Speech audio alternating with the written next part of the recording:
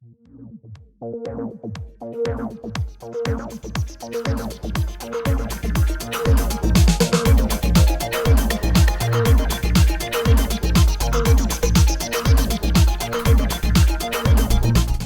to another episode of Everything You Always Wanted to Know About Design Research but Were Afraid to Ask. Today with Barbara and Akshan from IDEO Munich. Hello everyone. We have gotten so many questions from the last time. I would love to pick your brains on some of the questions that our callers have been asking. The first question I see is from Jane, who's 27 years old and hails from Edinburgh. She asks, how do you start working on a project? How do you assign tasks within a transdisciplinary group? Barbara, what do you think? Well, I should probably first say that all projects we do at IDEO are with teams that have different skills and specialties, so that come from different backgrounds professionally. So you might find a team that is composed of 4 people, where you have one design researcher, one interaction designer, one business designer, and let's say a communication designer maybe, or an interaction designer. So very different backgrounds, very different skill sets. So the first thing we typically do is we do something that is called a setup for success. And you can call that setup for success, you can also call that pre-flight. And what we do there is discuss amongst each other what each of our skill set is, what our role on this particular project is, and how together we will achieve what we set out to do. So we align on goals, we align on responsibilities, and so on. And that is a very, very valuable exercise to do, not just with the core team, but also with people who might be joining just for parts or who might be advisors on the project. So a design director should also be in that conversation so that you can also discuss the mode of interactions and collaborations that you want to have over the course of time. Does that answer your question, or Jane's question? I hope so. But she might also be interested in knowing, we've got diverse teams. People might talk about the same issue in different ways or the same method in different ways. So how do you make sure that everybody has a shared lexicon and everybody understands what the other person is talking about? Especially as it relates to design research? Well, in an IDEO context, typically we already share a common language because there is an IDEO process, there is an IDEO way of doing things, and once you join the company, you will be onboarded to this process. It might be that the first project that you do a little bit more as a passenger maybe, but you will pick up on these things very quickly. Where it becomes very important is that we also have a shared language with our clients, because otherwise it becomes difficult in the collaboration with them. And we hardly ever work for our clients, we usually work with our clients. So that's important. The first step we take though is before the actual project. So in what we call the BD or business development phase. And this is where we sit together, usually in a workshop type of setting with the client, discussing what is the actual challenge that we want to work on, how do we want to go about this, what is the process, what are the resources needed, what are the activities that we want to undergo to crack this challenge, and so on. So that is where you establish the same vocabulary already. And then going forward, it actually sometimes helps to put a sort of lexicon in place where you write down certain topics and vocabulary that is very important that you want to align on. It even starts with little things, whether you're talking about customers or clients or consumers. 3 different words depending on the organization, depending on the context. You want to be very careful that you're using the right one. And then it comes obviously to more specific terms to design research. How do you talk about design probes? How do you talk about qualitative versus quantitative research? How do you talk about remote research and so on? And if that is not clear to everyone, there's no harm in asking. And it might be useful, as I said, to write it down, because sometimes there are team members who join later. So in order to avoid that you have to have this conversation over and over again, put it down in writing. Yeah, I remember some time back actually, one of our colleagues, he asked me on a project how I define an insight. And that was kind of, it took me a moment, it took me by surprise, because insight is something that we say so often. And it sometimes helps when somebody asks you to define something and put something in words or to write it down. Just for you to refresh your memory, but also to like really understand how you perceive the meaning of this specific word and how what does it actually mean? Right. I think a good rule is also to, as you said before, not be afraid to ask. So this colleague asked you, and for that you have to create an environment where asking is okay, where failure is okay, where not knowing is okay, and actually appreciate it. So I think that's very important. And the setup for success is a starting point to that. When I called it pre-flight, that also indicates that there might be other flights. So we'd also do mid-flights and we do post-flight. So in a mid-flight, that's a good opportunity to, make sure that the team health is good and that everyone is feeling comfortable with the task that they are taking care of. Or also to express, I have no idea what is going on right now. This is a phase like synthesis, like I never know. It's so nebulous. Like, what are we actually doing? Am I doing my part? Are you expecting more from me? I don't understand what a real opportunity is. Can we talk about this again? And so on. So, Akshan, the next question that we have comes from Yossi, 36, studying at Aalto currently. And he asks, when given a project brief, sometimes it takes a bit of reframing for the project to be actionable. How does your team do that? Does that ever happen to you? And how do you begin reframing? What does that actually mean, reframing? Right. I think it's surprising. It's been really surprising to me as I've grown at IDEO. Initially, when I came in, I always started on the first day of the project, but now I start 3 months before the project because we have an entire phase of business development where we're having a conversation with our client, trying to really understand what is it that they're trying to address or what is their challenge. And in that conversation, actually really trying to frame what the problem is. Because a lot of the times when the client gives us a brief, it's usually already hinting at a solution or comes from wanting to solve a specific business-related or technological challenge. And we're always trying to reframe that into a human-centered challenge. And one example of that could be that, a company might have discovered a very innovative new technology and they want to figure out how to launch that into a specific market. What is the market entry strategy? And we would always try to reframe that as, let's try and understand what are the needs of the people in that specific market, given that challenge that you're trying to address with your new technology, and then we can figure out how that technology might play a role in their lives, and then subsequently how a business model might come into play which can make that new business sustainable. So our question, the third question for today, comes from Ramon in Basel.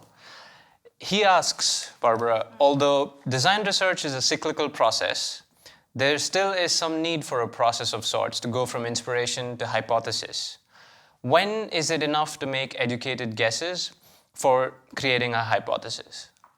Right. Well, I guess to answer that question, we might have to start a little bit earlier because there are a whole lot of terms in there that we might want to clarify first. So we say, or Ramon says, design research is a cyclical process, right? What we mean by that, from our understanding, is at least that we don't just do design research at the start of a project and it's not one particular phase, but you actually come back to doing some forms of design research throughout the process, only that what you are trying to research at the start of the project looks different to what you're trying to learn at the end or in a later stage of the project. Mm-hmm. That's how I would think about it. And then we heard from inspiration to hypotheses, and I think that actually talks about this process, how it's getting slimmer, how you're getting more narrow with the type of questions that you're asking.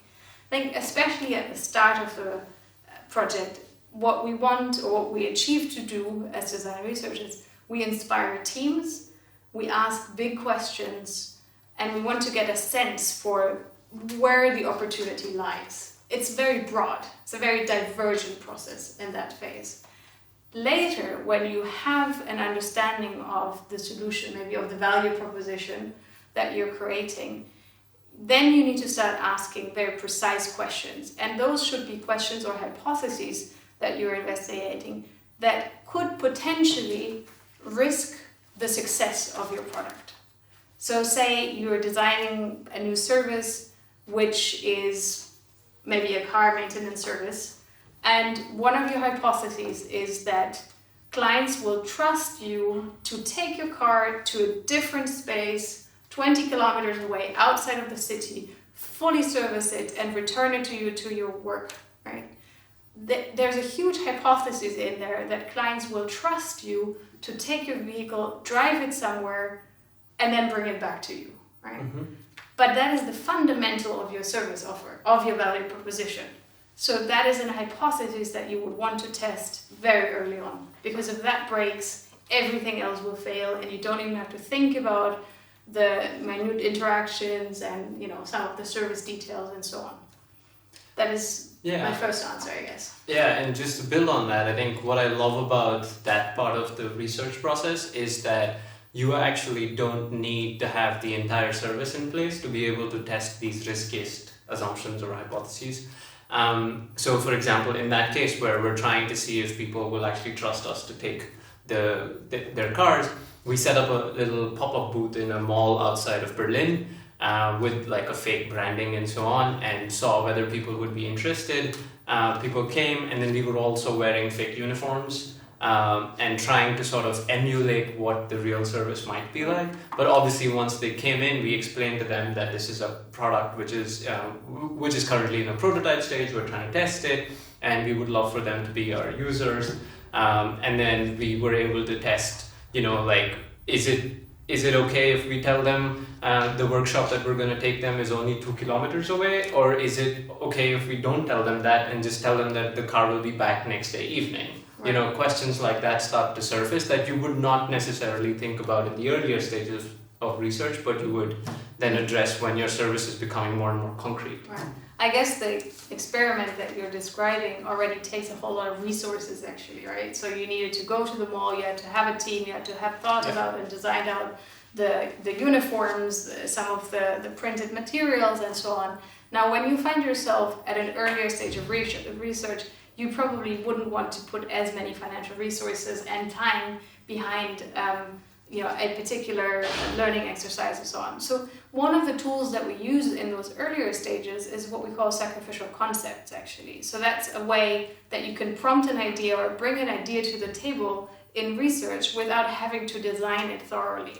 So it can be, you know, a sketch, it can be a little illustration of a scenario, it can be something quite provocative, but you can put it on the table when you're having a research session, an interview session with potential users, and you can test out the idea and see their reactions and so on. So that is something that you would do at an earlier stage, and also when maybe the hypothesis is not that crucial yet, because there's a difference, this is important, there's a difference in how people will react to something that is on paper, where they don't have to commit, as to when you actually have them go through a service where they might even have to pay, or maybe pay in the form of putting their email address down and so on. That is something how they behave and not just react verbally. Mm-hmm. So that's very different at a later stage of the project. Right. So the next question for today is from Sam28. He lives in Copenhagen.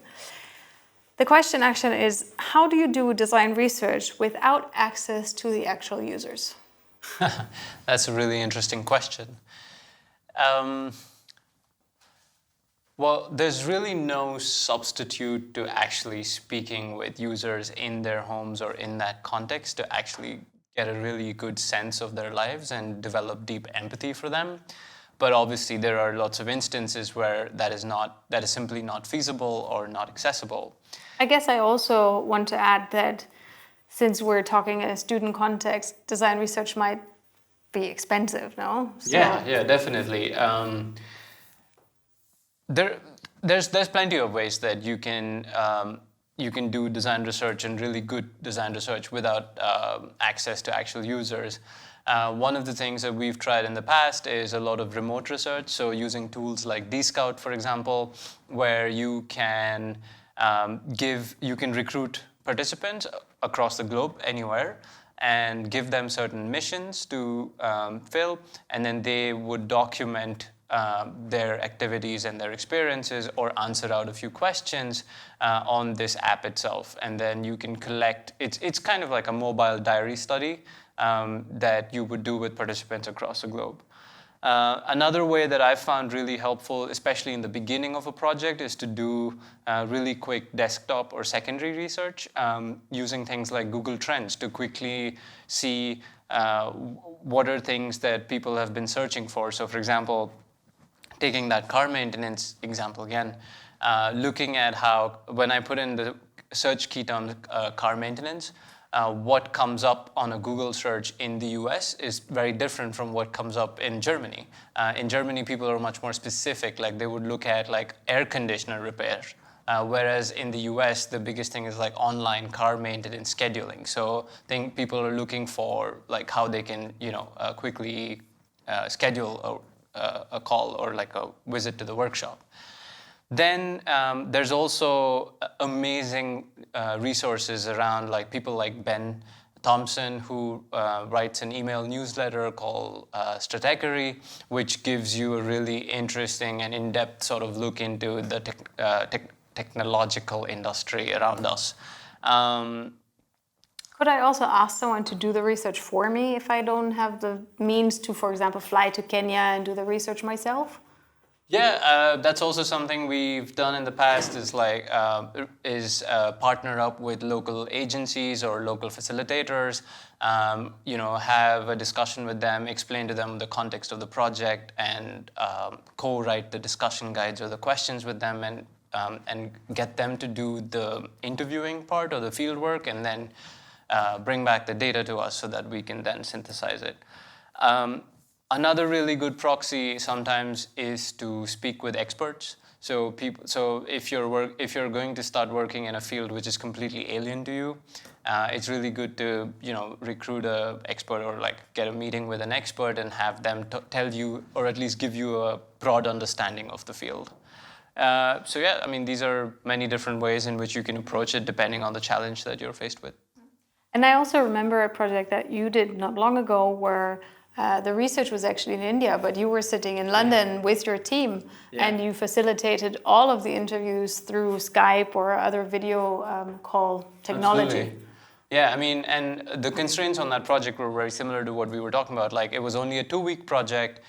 We did not have the budget to fly to India and to do all of those interviews.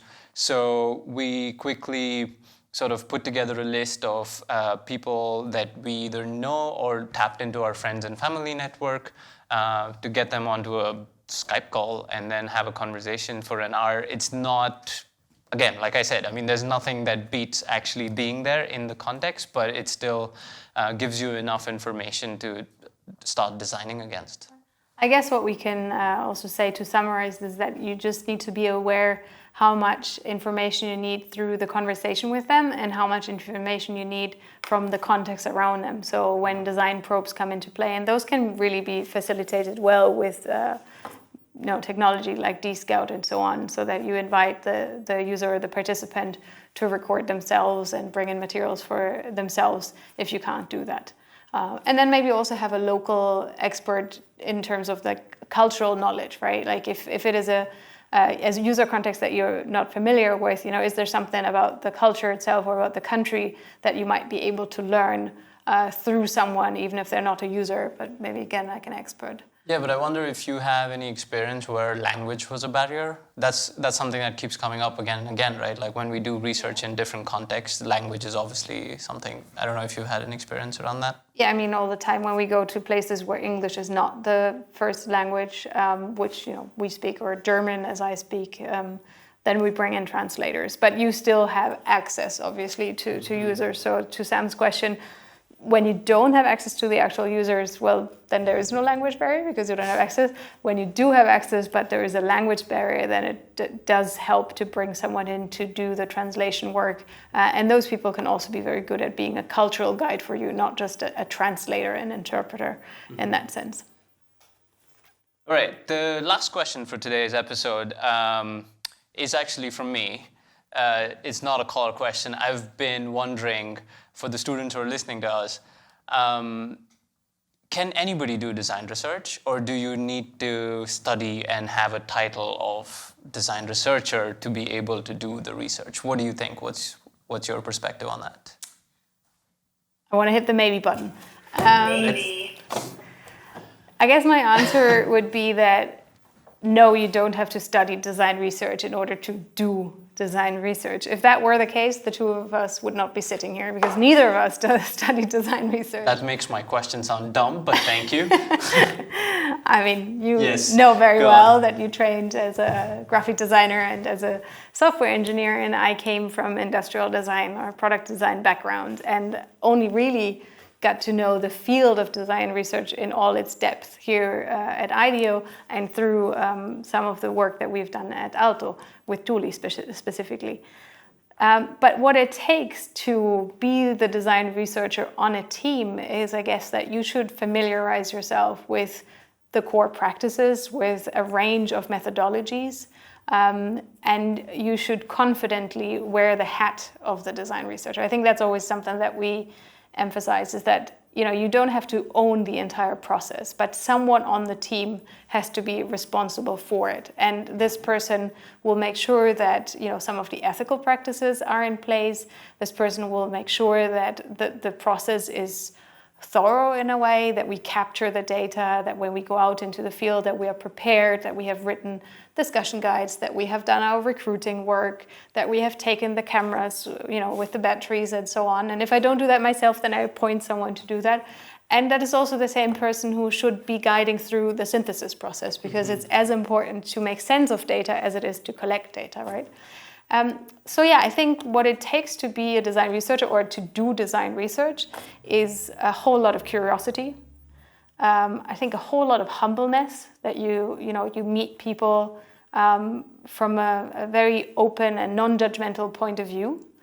And it takes thoroughness. I think design researchers, or those who do design research, also tend to be quite organized, because you need to. There are a lot of things that can get lost in the cracks. And then beyond that, I think there's empathy. I was just going to say, I think there's something about just being human. I mean, you are a designer, but you're a human first. And just thinking and feeling like a human, developing empathy for fellow humans is the core of doing design research, right? Yeah, I always think that the design researcher is sort of like the good soul on the project, as well as the person who has the right to pull out the card and be like, you guys are judgmental right now, right? Get rid of your biases. Don't do that. Like, show respect, listen carefully, and just be, the good person on the team. Be the good person on the team.